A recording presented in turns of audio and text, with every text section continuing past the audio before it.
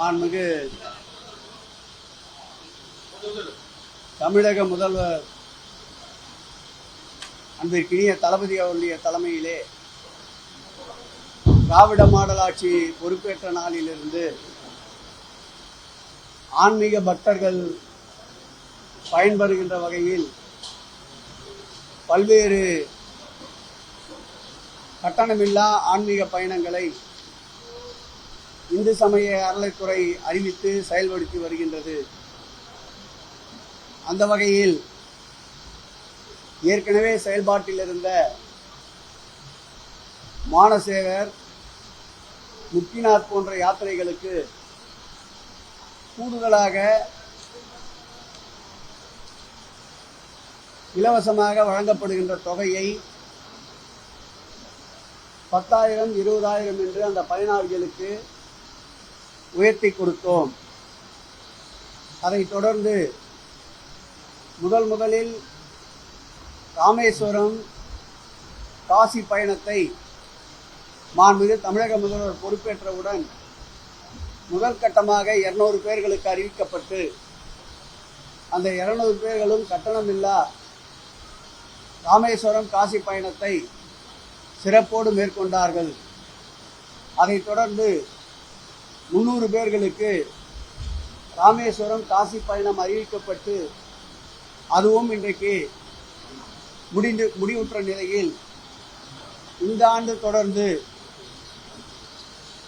420 பேர்களுக்கு காசி ராமேஸ்வர பயணம் கட்டணமில்லாமல் 60 வயது கடந்த 70 வயதிற்கு உட்பட்ட மூத்த குடிமக்களுக்கு அவர்கள் நினைத்து பார்த்து அந்த தரிசனம் கிடைக்காத பெரியோர்களுக்கு இந்த அரசு கட்டணமில்லாமல் இறை தரிசனத்தை தந்து கொண்டிருக்கின்றது. அதைத் தொடர்ந்து ஆடி மாதங்களில் சுற்றுலா சுமார் 1000 நபர்கள் என்று 2023, 24, 25 ஆண்டுகளுக்கு அறிவிக்கப்பட்டு இன்றைக்கு அந்த பயணங்களும் 1000 பேர்கள் முடிவுற்றிருக்கின்றது. அதேபோல் முதற்கட்டமாக அறுபடை வீடுகளுக்கு பயணம் என்று அறிவிக்கப்பட்டு அறுபடை வீடுகளுக்கும் செல்லுகின்ற 60 வயதிற்கு மேற்பட்ட 70 வயதிற்குள்ள விருப்பம் தெரிவிக்கின்றவர்களுக்கு கட்டணமில்லாமல் அறுபடை வீடுகளுக்கு தரிசனம் சென்று அவர்கள் இறை வழிபாடு செய்வதற்கேற்ற வகையில் அறிவிக்கப்பட்ட அந்த பயணமானது தற்போது 810 நபர்கள் அந்த பயணத்தை முடித்திருக்கின்றார்கள். தொடர்ந்து வருகின்ற 6/10/2024 என்று திருத்தணியில் அந்த பயணம் மீண்டும் தொடர இருக்கின்றது. கடந்த ஆண்டு நம்முடைய புரட்டாசி மாதத்தில் வைணவ திருக்கோயில்களுக்கு 1000 பேர்களை கட்டணமில்லாமல் 5 மண்டலங்களில் அழைத்து செல்வதென்று முடிவெடுக்கப்பட்டு கடந்த ஆண்டு 1000 நபர்கள் கட்டணமில்லாமல் அழைத்து செல்லப்பட்டார்கள். அதேபோல் இந்த ஆண்டும் 1000 நபர்கள் கட்டணமில்லாமல் வைணவ கோயில்களுக்கு 7 மண்டலங்களில் அழைத்து செல்வதென்று முடிவெடுக்கப்பட்டு முதற்கட்டமாக இன்றைக்கு பார்த்தசாரதி கோயிலில் இருந்து 40, 60 வயதுக்கு மேற்பட்ட 70 வயதுக்குள்ள மூத்த குடிமக்களுக்கு அதேபோல் 7 மண்டலங்களிலும் சேர்த்து 270 நபர்கள் இன்று ஒரு நாள் மாத்திரம் இந்த வைணவ திருக்கோயில்களுக்கு ஆன்மீக பயணத்தை மேற்கொள்ளுகிறார்கள்.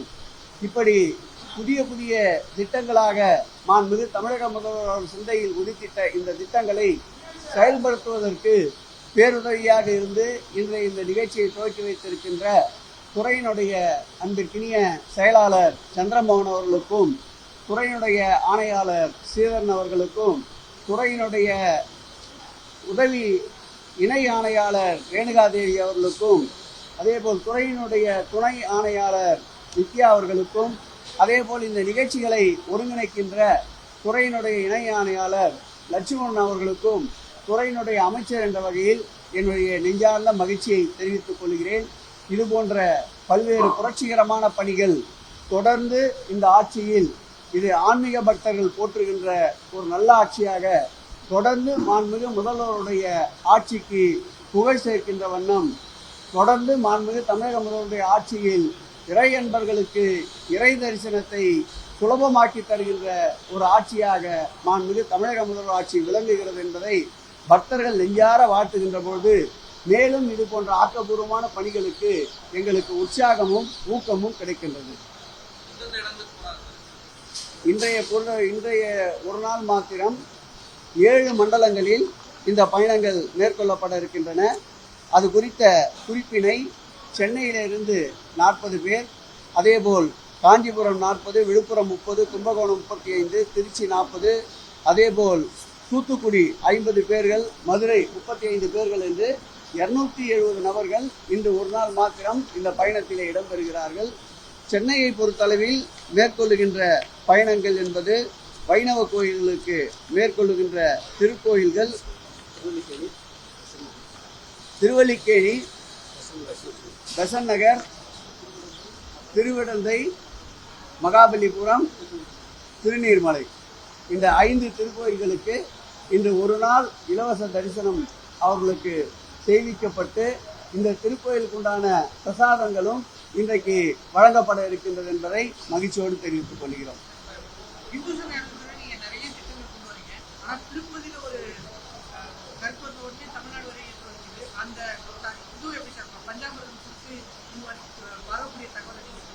இந்த ஆட்சி வந்தவுடன் மாண்புமிகு தமிழக முதல்வர் அவர்கள் பிறப்பித்த உத்தரவு 2021ஆம் ஆண்டு அன்றைய ஆணையாளருடைய சுற்றறிக்கையே திருக்கோயில்களில் பயன்பாட்டிற்கு தேவைப்படுகின்ற நெய்களை ஆவின் நிர்வாகத்தில் தான் வாங்க வேண்டும் என்று ஆணையருடைய சுற்றறிக்கை மாண்புமிகு தமிழக முதல்வர் அவர்களுடைய உத்தரவின் பேரில் அனைத்து திருக்கோயில்களுக்கும் வழங்கப்பட்டிருக்கின்றது.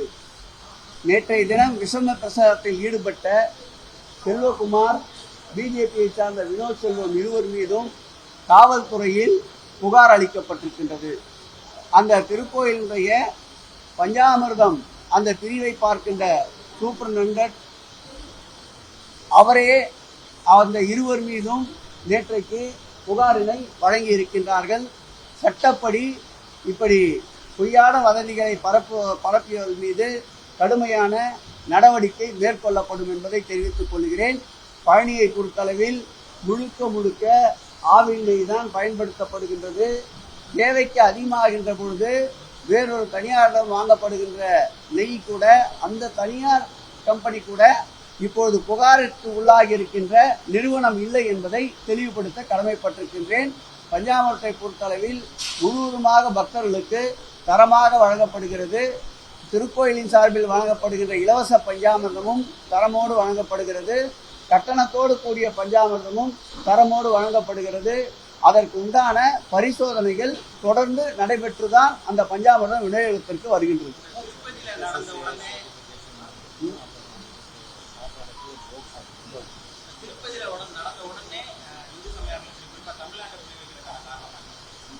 நிச்சயம் இந்த ஆட்சியை எப்படியாவது இறையன்பர்களுக்கு எதிரான ஆட்சி என்று திசை திருப்ப வேண்டும் என்று இந்த ஆட்சி ஏற்பட்ட நாள் முதல் கங்கணம் கட்டி செயல்பட்டு கொண்டிருக்கின்றார்கள். அவர்களுடைய கனவுகளை தகர்த்து தரைமட்டமாக்குகின்ற செயல்தான் திராவிட மாடல் ஆட்சியுடைய முதலமைச்சர் அவர்கள் பல்வேறு புதிய திட்டங்களை இந்த இந்து சமய அறநிலைத்துறைக்கு வழங்கி கொண்டிருக்கின்றார்கள். அதன் ஒரு பிரிவுதான் இதுவரையில் இந்து சமய அறநிலைத்துறையின் வரலாற்றில் இல்லாத அளவிற்கு, ஏன் ஒன்றியத்திலே இல்லாத அளவிற்கு அனைத்துலக முருகர் பக்தர் மாநாடு என்ற ஒரு மாநாட்டை தமிழ் கூறும் நல்லுலகம் அனைவரும் போற்றி புகழ்கின்ற அளவிற்கு வரலாற்றில் இடம்பெறத்தக்க வகையில் இன்றைக்கு ஒரு அனைத்துலக முருகர் பக்தர் மாநாட்டை நடத்தி தமிழ் கடவுள் முருகனுக்கு பெருமை சேர்ப்பதோடு மட்டுமல்லாமல் முருகரை கடவுளாக, தமிழ் கடவுளை முருகரை வழிபடுகின்ற அனைவரும் இந்த ஆட்சியினுடைய முதலமைச்சரையும் இன்றைக்கு வாழ்த்துகின்ற ஒரு சூழல் ஏற்பட்டு இருக்கின்றது. இப்படிப்பட்ட சூழல்களை தவிர்க்க வேண்டும் என்பதற்காக, இப்படிப்பட்ட புகழுக்கு களங்கம் ஏற்படுத்த வேண்டும் என்பதற்காக எங்கு எந்த பிரச்சனை என்றாலும், தற்செயலாக நடந்த பிரச்சனை என்றாலும் அதை ஊதி பெரிதாக்குவதற்கு ஒரு கூட்டம் அலைந்து கொண்டிருக்கின்றது. அவர்களுடைய அனைத்து கனவுகளும் தகர்க்கப்படும். அந்த கனவுகள் கனவுகளாகத்தான் இருக்கப்படுமே தவிர நினைவுகள் ஆவதற்கு வாய்ப்பே தமிழகத்தில் இல்லை.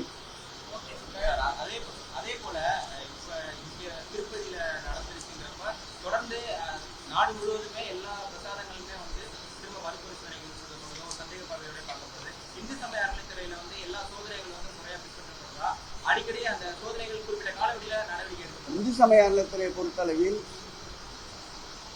ஒன்றியத்திலே எங்கும் இல்லாத அளவிற்கு 787 திருக்கோயில்களில் ஒருவேளை அன்னதான திட்டம் நடக்கின்றது. அதேபோல் 12 திருக்கோயில்களில் நாள் முழுவதும் அன்னதான திட்டம் நடந்து கொண்டிருக்கின்றது. அதேபோல் 17 திருக்கோயில்களில் அன்னப்பிரசாதம் திருக்கோயிலுக்கு வருகின்ற அனைத்து பக்தர்களுக்கும் 17 திருக்கோயில் வழங்கப்பட்டுக் கொண்டிருக்கின்றது. இதை மையமாக வைத்துத்தான் இந்து சமய அறநிலைத்துறையில் புதிதாக ஒரு பிரிவை உருவாக்கி இந்த அன்னதானங்கள் நடைபெறுகின்ற அனைத்து அன்னதான கூடங்களையும் நேரடியாக சென்று பரிசோதித்து மாதத்திற்கு குறைந்தபட்சம் ஒரு 180 திருக்கோயில் என்று எடுத்துக்கொள்ளப்பட்டு ஆண்டு முழுவதும் ஒவ்வொரு ஆண்டும் தொடர்ச்சியாக அனைத்து திருக்கோயிலிலும் நடைபெறுகின்ற அந்த அன்னதான திட்டத்தில் இருக்கின்ற சிறிய சிறிய குறைகளை கூட திருக்கோயிலுடைய HRNC-யினுடைய கவனத்திற்கு கொண்டு வரப்பட்டு 3 மாதத்திற்கு ஒரு முறை கலந்தாய்வு கூட்டங்களை ஏற்பாடு செய்து அந்த பிரச்சனையை முழுவதுமாக முடித்துக் கொண்டிருக்கின்றோம். அது மாத்திரமல்ல, ஒன்றியத்தின் சார்பில் வழங்கப்படுகின்ற போக் என்ற ஒரு சான்றிதழ் இதுவரையில் ஒன்றியத்திலேயே இந்து சமய அறநிலைத்துறையின் சார்பிலே செயல்படுகின்ற திருக்கோயில்தான் 516 திருக்கோயில்களுக்கு அந்த சான்றிதழை ஒன்றிய அரசினுடைய போக் என்ற அந்த சான்றிதழ் இந்து சமய அறநிலைத்துறைக்கு அதிகமாக வழங்கிய அதிகமாக பெற்ற ஒரு மாநிலம் எதுவென்றால் தமிழ்நாடுதான் என்பதை பெருமையோடு தெரிவித்துக் கொள்கிறோம். ஆகவே இந்து சமய அறநிலைத்துறையின் சார்பிலே செயல்படுகின்ற அன்னதான கூடங்களில் வழங்கப்படுகின்ற உணவுகள் தரம் தொடர்ந்து பரிசோதிக்கப்பட்டு தேவையான ஆலோசனைகள் அவ்வப்போது வழங்கப்பட்டு சிறந்த முறையில் பக்தர்கள் பயன்படுத்திக் கொண்டிருக்கின்றார்கள். இந்து சமய அறநிலைத்துறையில் மாத்திரம் ஒரு நாளைக்கு 92 லட்சம் பேர் அளவிற்கு இந்த உணவினை பயன்படுத்தி கொண்டிருக்கிறார்கள் என்பதை 92,000 பேர் ஒரு நாளைக்கு திருக்கோயில் சார்பிலே வழங்கப்படுகின்ற அன்னதான திட்டத்தில் பக்தர்கள் பயன்படுகிறார்கள் என்பதை மகிழ்ச்சியோடு தெரிவித்துக் கொள்கிறோம். இந்த அன்னதான திட்டத்திற்கு ஆண்டிற்கு ஆகின்ற செலவு 105 கோடி ரூபாயை இந்து சமய அறநிலைத்துறையின் சார்பில் அந்தந்த திருக்கோயில்களில் இந்த அன்னதான திட்டத்திற்கு செலவிடப்படுகிறது என்பதையும் மகிழ்ச்சியோடு தெரிவித்துக் கொள்கிறோம்.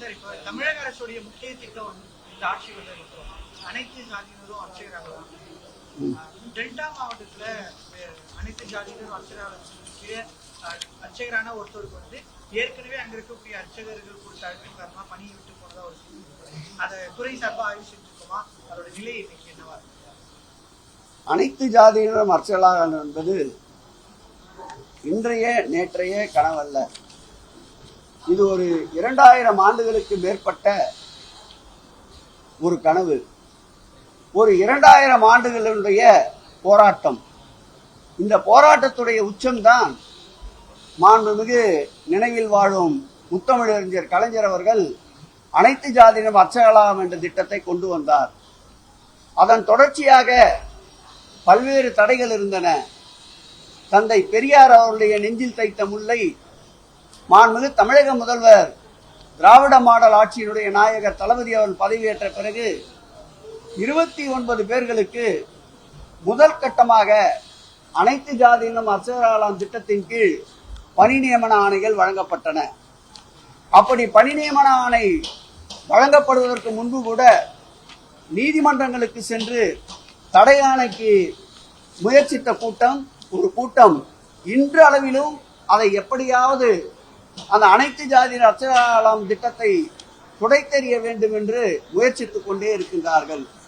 அவருடைய முயற்சிகளை முறியடித்து மாண்புமிகு தமிழக முதல்வர் அவர்களுடைய நல்ல பல ஆலோசனைகள் பேரில் 3 மாதங்களுக்கு ஒரு முறை அந்த அனைத்து ஜாதியினர் அர்ச்சகராகலாம் திட்டத்தின் கீழ் பணியாற்றுகின்ற அர்ச்சகர்களையும் தொடர்பு கொண்டு அந்தந்த திருக்கோயிலுடைய ஈவோக்களையும் தொடர்பு கொண்டு அவர்களுடைய தேவைகளை, அந்த திருக்கோயிலே இருக்கின்ற சிறிய சிறிய பிரச்சனைகளை பேசி கலந்து முடிவு செய்து தற்போது 26 அர்ச்சகர்கள் அனைத்து திருக்கோயில்களிலும் அவர்களுக்கு வழங்கப்பட்ட பணிகளை முழு சுதந்திரத்தோடு திருக்கோயிலுடைய கருவறைக்கு சென்று பூஜைகள் செய்வது அல்லது தலைமை அர்ச்சகர்களுக்கு உதவி புரிகின்ற போன்ற பணிகளை சிறப்போடு செய்து கொண்டிருக்கின்றார்கள்.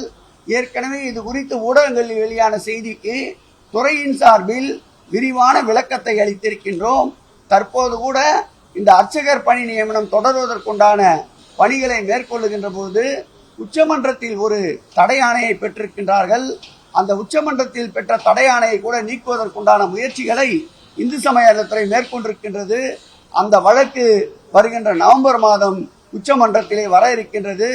துறையினுடைய அரசினுடைய தெளிவான விளக்கங்களை அப்பொழுது நீதிமன்றத்தில் எடுத்துரைக்கப்படும்.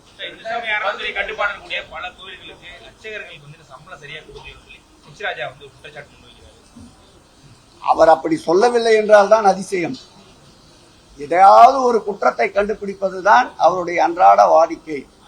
இந்த ஆட்சி ஏற்பட்ட பிறகுதான் ஒரு சின்ன உதாரணம் சொல்ல வேண்டும் என்றால், கன்னியாகுமரியிலே 470 திருக்கோயில்கள், அதற்கு ஒரு கால பூஜைக்கு கூட நிதி இல்லாத ஒரு சூழ்நிலை. 1 கோடி ரூபாய் என்று தமிழக அரசு மானியத்தை மாண்புமிகு தமிழக முதல்வர் பதவியேற்ற பிறகுதான் இன்றைக்கு 8 கோடி ரூபாய் அளவிற்கு அந்த மானிய தொகையை உழைத்திருக்கின்றார். இந்த தொகையின் வாயிலாக எரியாத திருக்கோயிலுடைய தீபங்கள் இப்போது பிரகாசமாக எரிந்து கொண்டிருக்கின்றன. 1000 ரூபாய் 2 ரூபாய் என்று சம்பளத்திலே இருந்த அர்ச்சகர்கள், ஊழியர்கள் இப்பொழுது கை நிறைய சம்பளம் வாங்குகின்ற ஒரு சூழலை உருவாகி இருக்கின்றது. அதோடு மட்டுமில்லாமல் தஞ்சாவூர் தேவஸ்தானத்திற்கு உட்பட்ட திருக்கோயில்களுக்கு அதேபோல் 1 கோடி ரூபாய் என்று இருந்ததை இதுவரையில் மானியமே இல்லாத இருந்த நிலையில் 3 கோடி ரூபாயை ஆண்டிற்கு மானியமாக வழங்கிய ஆட்சி இந்த ஆட்சி. புதுக்கோட்டை தேவஸ்தானத்தில் 1 கோடி ரூபாய் தான் இதுவரையில் அந்த தேவஸ்தான திருக்கோயில்களுக்கு அரசின் சார்பில் மானியம் இருந்தது. அதை 3 கோடி ரூபாயாக உயர்த்திய பெருமை இந்த திராவிட மாடல் ஆட்சிக்கு. இந்த மானியத்துடைய உயர்வின் காரணமாக அந்த திருக்கோயிலே பணிபுரிகின்ற அர்ச்சகர்கள், ஊழியர்கள் மற்றும் திருக்கோயிலுடைய நித்திய படிகளுக்கு தேவையான அளவிற்கு போதுமான நிதியை இப்பொழுது தந்து கொண்டிருக்கின்றோம். இந்த ஆண்டும் 2024-25 சட்டமன்ற அறிவிப்பிலும் கன்னியாகுமரி, நம்முடைய தஞ்சாவூர், அதேபோல் புதுக்கோட்டை ஆகிய 3 தேவஸ்தான திருக்கோயில்களுக்கும் தமிழக அரசின் சார்பில் நிதி மானியம் அறிவிக்கப்பட்டிருக்கின்றது. அதுவும் விரைவில் அந்தந்த திருக்கோயிலுக்கு சென்றடையும் என்பதை தெரிவித்துக் கொள்கிறேன். ஆகவே கூடுதலாக எங்காவது சிறிய சிறிய பிரச்சனைகள் இருந்தால் எங்களுடைய கவனத்திற்கு கொண்டு வந்தவுடன் துறையின் செயலாளர், ஆணையாளர் நிவர்த்தி செய்கின்றார். நம்முடைய நிருபர் அவர்களுக்கும் எங்காவது அப்படி பிரச்சனை இருந்தால் எங்கள் கவனத்திற்கு கொண்டு வாருங்கள். நிச்சயம் பிரச்சனைக்குரியவர் மனம் குளிர நடவடிக்கை எடுக்கப்படும்.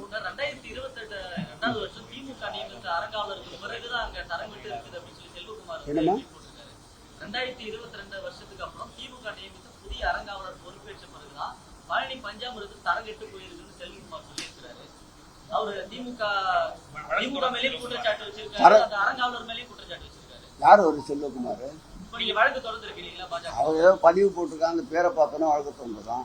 தரங்கட்ட மனிதர்களிடம் தரமான வார்த்தையை எதிர்பார்க்க முடியாது. ஆகவே இதை பற்றியெல்லாம் இந்து சமய அறநிலையத்துறை கவலைப்படவில்லை. குற்றமாக இருந்தால் அதை சுட்டிக்காட்டினால் அதை சரி செய்து கொள்வதற்கு தயாராக இருக்கின்றோம். தவறாக இருந்தால் அதை சுட்டிக்காட்டினால் அதை திருத்திக் கொள்ள தயாராக இருக்கின்றோம். பழனி திருக்கோயிலை பொறுத்தளவில் நியமிக்கப்பட்ட அரங்காவலர்கள் தரமானவர்கள் என்பதால் தான் உலகமே வியக்கின்ற ஒரு அனைத்துலக முருகர் பக்தர் மாநாட்டை பழனியிலே நடத்தி காட்ட முடிந்தது. அந்த அரங்காவலர்கள் மொத்த பேரும் அந்த அனைத்துலக முருகர் பக்தர் மாநாட்டிற்கு செயற்கரிய பல செயல்களை இரவு பகல் பாராமல் செய்தார்கள். ஆகவே கூறுகின்ற ஒரு குற்றச்சாட்டு, மஞ்சள் காமாலைக்காரனுக்கு கண்டதெல்லாம் மஞ்சள் என்பதை போல் அவர் இந்த ஆட்சியின் மீது குறை சொல்ல வேண்டும் என்பதற்காக சொல்லப்படுகின்ற குற்றச்சாட்டுகள்.